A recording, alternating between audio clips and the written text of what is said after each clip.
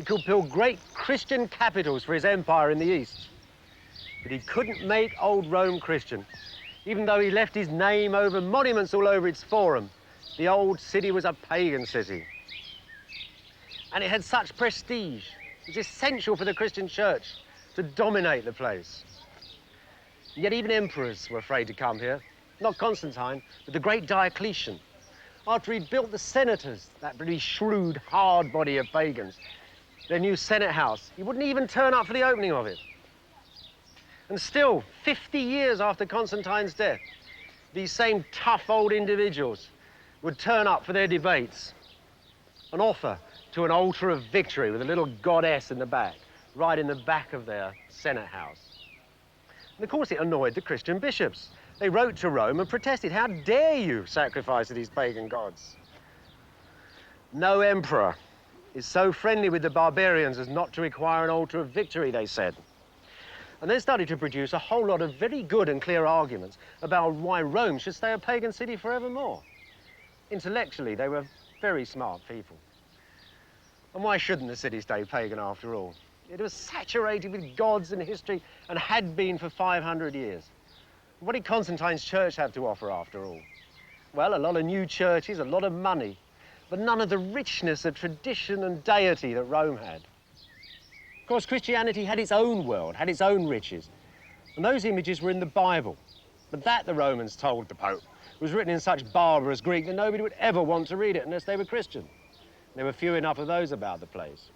So in 382, the Pope got his secretary, a man called Jerome, to translate the Bible into good Latin, and that, he hoped, would conquer this sinful city.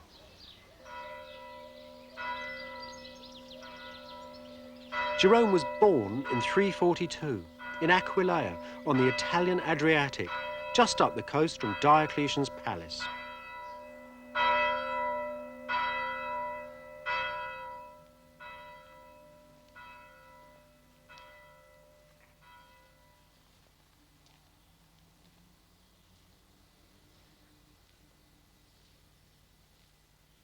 Jerome must have walked on these floors, must have known all these pictures. He'd have known them when he was a little boy, coming in with his father from the family estates into the big town of Aquileia. He'd have known them later on in his life, too, when he came back to his hometown to live after he'd been a student in Rome. I don't suppose he thought much of them, though. All these big fat fish ears. All the Aquileia mosaics seem obsessed with food. Jerome actually says the Aquileians were obsessed with it, too. Even more, he says, their love of food than the love of God. There's one thing here I think you would have really liked, because in the middle of this great pagan seascape, you've actually got the story of Jonah and the whale. There's the prophet being fed into the mouth of the whale, and here's the people in the boat all around him. Little boat, of course, is just like the ones that skim around in Aquileia harbour. The people dressed like Jerome's contemporaries. Now, he would have liked this story, as a lot of Christians did at the time, because it seemed to them to be a prophecy of the death and resurrection of Jesus. Jonah was fed into the whale to save the little boat, and he spent 3 days in hell, he calls it, in the belly of the whale, just as Jesus spent 3 days in the tomb before his resurrection. And over here is Jonah's resurrection, popping up onto dry land out of the belly of the whale. And just as Jesus had his day in paradise, so Jonah had his too. The Lord built him a wonderful bower of gourds outside Nineveh, and there's the Old Testament prophet splendidly relaxing. Aquileia turned out to be far from a paradise for poor old Jerome. All his life, he was sort of dogged by scandal. It sent him out of all the places he loved, really. It sent him out of Aquileia, it sent him out of Rome. He never quite tells you what it is. There's sort of sexual innuendos going on. He says at one point that the virgin nuns closed their doors against him. And certainly people still feel very powerfully about Jerome. He, for himself, defends himself vigorously, defends his freedom to act in the way he wants. He said, yes, I've been guilty, but I've done nothing wrong.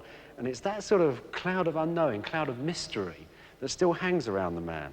But one thing's certain, those scandals sent him into exile. And they sent him into exile in the East for year after year after year.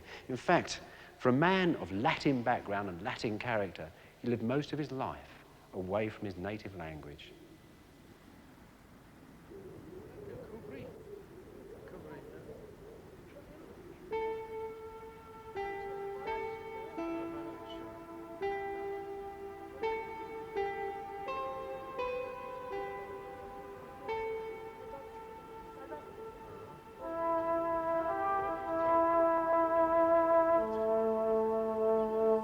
Jerome spent much of his time travelling. He went to the Holy Land and lived in Bethlehem. He went to Egypt and studied with the most eminent of theologians. He went to Constantinople to attend a general council of the church. He almost died of fever once in Syria. And as he travelled, he was learning languages. Greek, perfect Greek, and Hebrew from a Palestinian Jew, and Aramaic, the very language of Jesus from the Syrian monks. For many years, he lived as a hermit in a desert cave.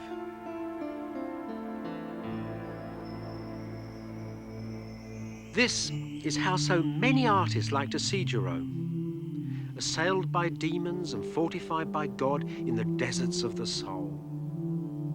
He's such a favourite subject, I think, because his writings are so human. The candour of his letters is amazing. He's a Henry Miller of a monk, as much in love with a child's smile and the curve of a woman's knee as with fine Latin prose. What a great scholar, what a worker he was. The only man of his day who could read the Bible's books in all their original languages. Jerome spent 25 years translating the Bible.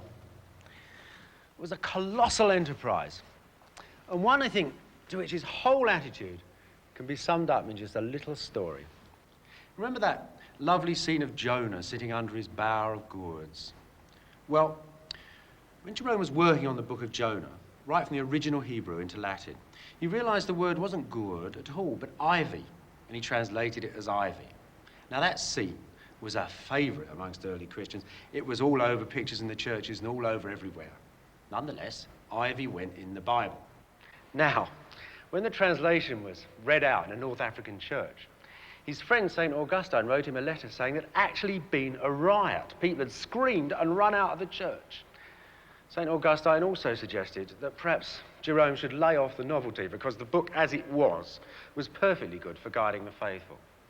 But Jerome would have none of it. He once said, some of his critics had porridge for brains, he was after the truth. He said he was after separating the mud from the water.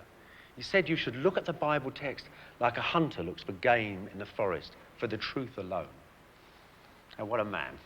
That amazing honesty, almost naivety, his actual desire for a fight, all that gives that prose an amazing bounce. His Bible was a superb Bible. Some people, in fact, think it's the very word of God itself.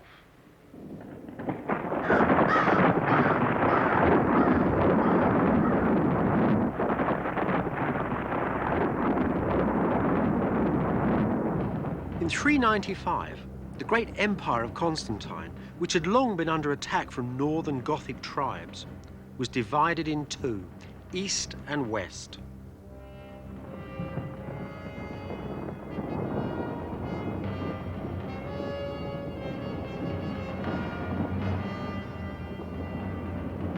In 410, the Goths arrived at Rome itself.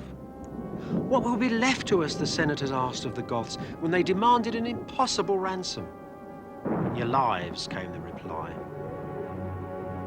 Old Rome was looted and burnt. Jerome, an old man now in Bethlehem, was inconsolable. It seemed to him that Rome, the distant city for whom he'd worked all his life, had simply disappeared.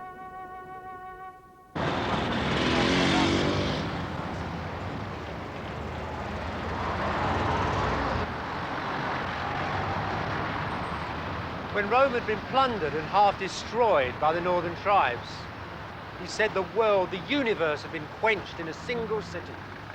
So you can imagine he'd be quite pleased to see Rome today. Actually, in those days, this part of Rome, Jerome's time, was vineyards, lovely big vineyards stretching up the hill, with just a few rather exclusive villas dotted in between them. He knew the area quite well. He certainly knew that church. His day, of course, was a very plain, simple brick building, enormous but quite plain. Now, 1700 years later, decorated by generations of faith, it's one of Christendom's most beautiful churches, Santa Maria Maggiore.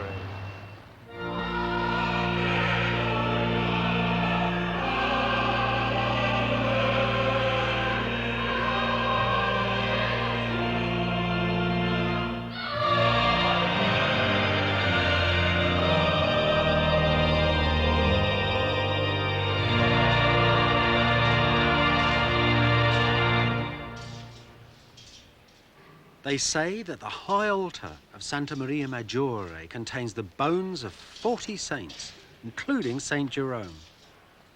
His Bible, called the Vulgate Bible, is now the Latin Bible of the Roman Church. In illo tempore disit Iesu turbis Iudeorum, ego sum panis vivo qui de cielo descendi. Si quis manduca verites o pane vivet in aeternum, e panis quem ego dabo caro mea est pro mundi vita.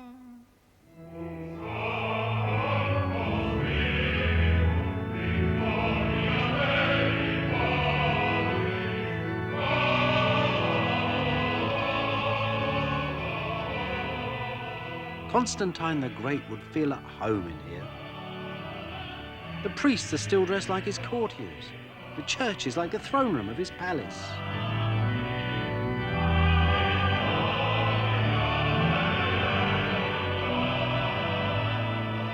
He would perhaps be amazed by the Christian piety of the modern Romans.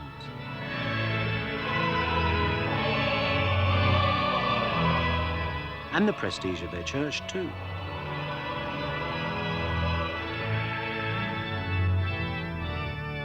Most of all, he'd be astonished by the sweet majesty of the Latin Bible. The book that he had used to join his empire to the hearts of men, to join the kingdom of heaven to the kingdoms of earth.